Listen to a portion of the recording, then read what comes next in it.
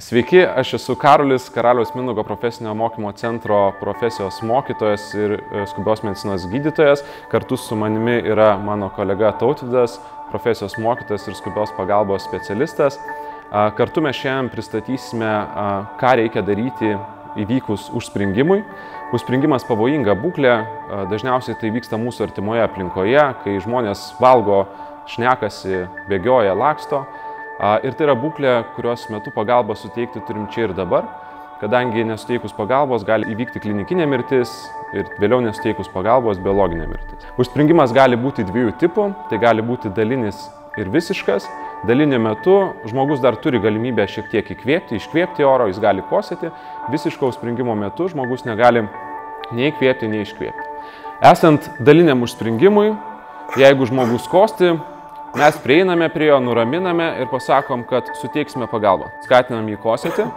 Jeigu žmogui atkosėti nepavyksta, kosulys tampa neproduktyvus arba jis negali nei įkvėpti, nei iškvėpti, ateiname iš paciento nugaros, palenkiam jį šiek tiek į priekį, tvirtai laikome už krūtinės ląstos, delno pagrindu atliekame 5 smūgius į tarpumentę. 1, 2, 3, 4, 5. Taip skatinam išjudinti svetimkūnį. Jeigu to padaryti nepavyksta, tęsime Heimlicho manevrą. Atsistojame žmogui iš nugaros, savo vienos rankos kumščiu, nykštį statome į viršutinę pilvo dalį aukščiau bambo žemiau epigastrio srities, kitą ranką dedam ant viršaus ir atliekame 5 paspaudimus į save ir į viršų. 1, 2, 3, 4, 5. Jeigu atkosėti nepavyko, kartuojam veiksmus. 5 smūgiai tarpumente. 1, 2, 3, 4, 5 ir vėl kartuojam 5 Heimlicho manevrus. 1, 2, 3, 4, 5. Šiuos veiksmus tęsiam iki tol, kol žmogus atkosti svetimkūnį arba praranda sąmonę. Jeigu žmogus atkosio svetimkūnį, nuraminame jį, vertiname jo būklę ir kviečiame GMP numeriu 112. Jeigu žmogus prarado sąmonę, stengiamės saugiai paguldyti ant žemės ir atliksim gaivinimo veiksmus pagal pradinio gaivinimo algoritmą. Jeigu mes turime vaiką, atliekame lygiai tokius pačius veiksmus. Jeigu tai yra dalinė obstrukcija, skatinam vaiką kosėti. Jeigu vaikas negali nei įkvėpti, nei iškvėpti, tai yra pilna obstrukcija, atsiklaupiame šalia vaiko ant kelio, taip, kad būtumėm vienam lygi. Vėlgi atliekame 5 smūgius į tarpumentę ir 5 Heimlicho manevrus. Jeigu mes turime stambesnį žmogų arba nėščiąją moterį, vėlgi, esant visiškai obstrukcijai, pradžioje atliekam 5 smūgius į tarpumentę ir vėliau atliekam 5 krūtinės ląstos paspaudimus, tik šį kartą atliksime ne viršutinėje pilvo dalyje dėl esančio pilvo, o apatinėje krūtinės ląstos dalyje. Vėlgi vieną ranką dedame apatinėje krūtinės ląstos dalyje, kitą ranką ant viršaus ir atliekame 5 paspaudimus. 1, 2, 3, 4, 5. Nesant atspringimui, kartojame veiksmus iš naujo. Jeigu žmogus labai stambus ir mums jo nepavyksta apglėbti, tokį žmogų atremiame prie sienos, rankas sukryžiuojame kaip gaivinimo veiksmus, delno pagrindą dedame apatinėje krūtinės ląstos dalyje, atsistojame prieš žmogų ir atliekame 5 paspaudimus. 1, 2, 3, 4, 5. Ir vėl 5 smūgiai tarpumente. 1, 2, 3, 4, 5. Vėl 5 krūtinės ląstos paspaudimai. Veiksmus tęsiame iki tol, kol žmogus atspringsta arba praranda sąmonę. Jeigu turime užspringusį kūdikį, vėlgi skatinam kosėti ir stebim kūdikio būklę. Jeigu kūdikis nustojo kvėpuoti, mėlsta, negali nei įkvėpti, nei iškvėpti, nei kosėti, guldom kūdikį ant savo rankos, kitos rankos delno pagrindu atliekam 5 smūgius į tarpumentę, tvirtai laikydami kūdikį šiek tiek nuleistą galvą žemyn, atlikę 5 smūgius į tarpumentį, apverčiame kūdikį ant kitos rankos ir galvą žemyn laikydami atliekame 5 krūtinės ląstos paspaudimus 2 pirštais, truputėlį žemiau negu spenelių linija. Atlikus 5 paspaudimus, jeigu mūsų kūdikis neatspringsta, vėl kartojame veiksmus, apverčiame vaiką, 5 smūgius atliekame į tarpumentę ir vėl atliksime 5 krūtinės ląstos paspaudimus apatinėje dalyje.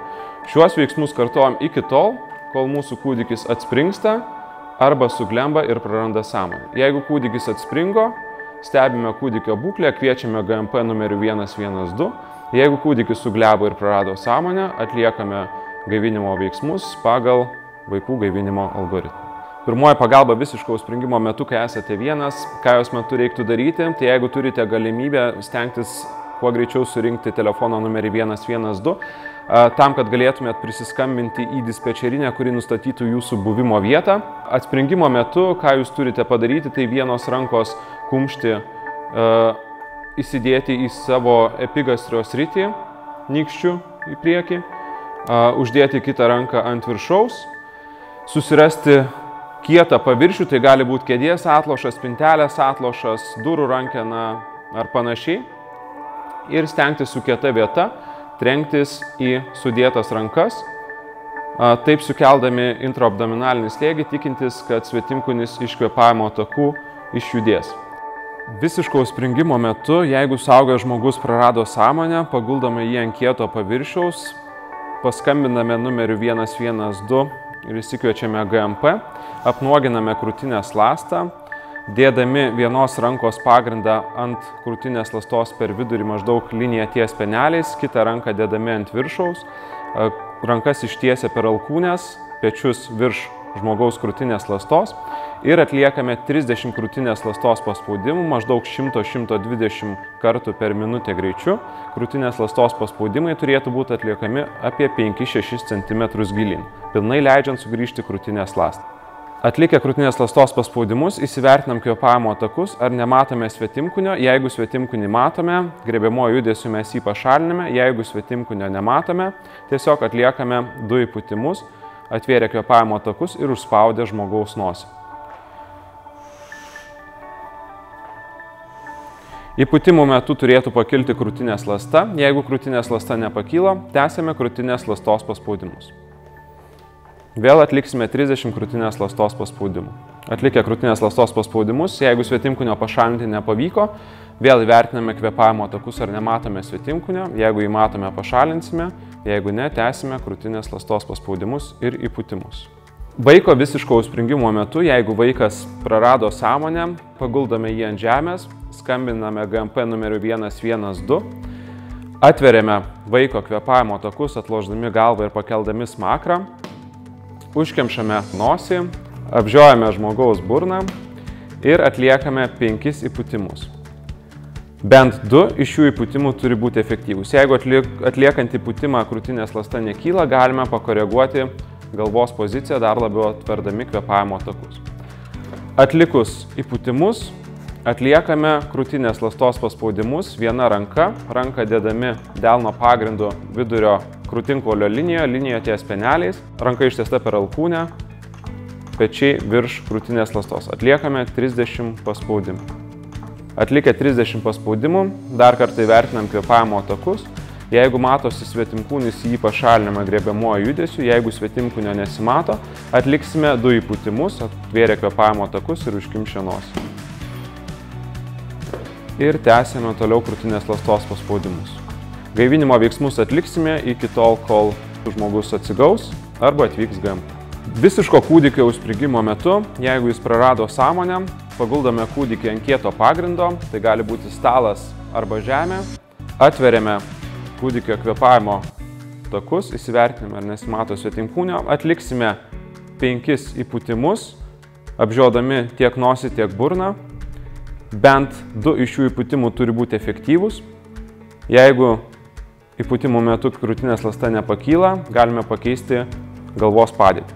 Atlikę įpūtimus, atliksime krūtinės ląstos paspaudimus. Krūtinės ląstos paspaudimus atliekame 2 pirštais, apatinėje krūtinės dalyje, šiek tiek žemiau spenelių linijos. Atliksime 30 krūtinės ląstos paspaudimų. Atlikę krūtinės ląstos paspaudimus, pervertiname kvėpavimo takus, ar nematome svetimkūnio. Jeigu jo nematome, atliekame 2 įpūtimus, apžiodami kūdikio nosį ir burną. Ir vėl tęsime 30 krūtinės ląstos paspaudimų. Gaivinimo veiksmus atliksime iki tol, kol kūdikis atsigaus arba atvyks GMP. Tikiuosi, mūsų patarimai jums buvo naudingi ir kitą kartą įvykus kritiniai situacijai neišsigąsite, o suteiksite pagalbą.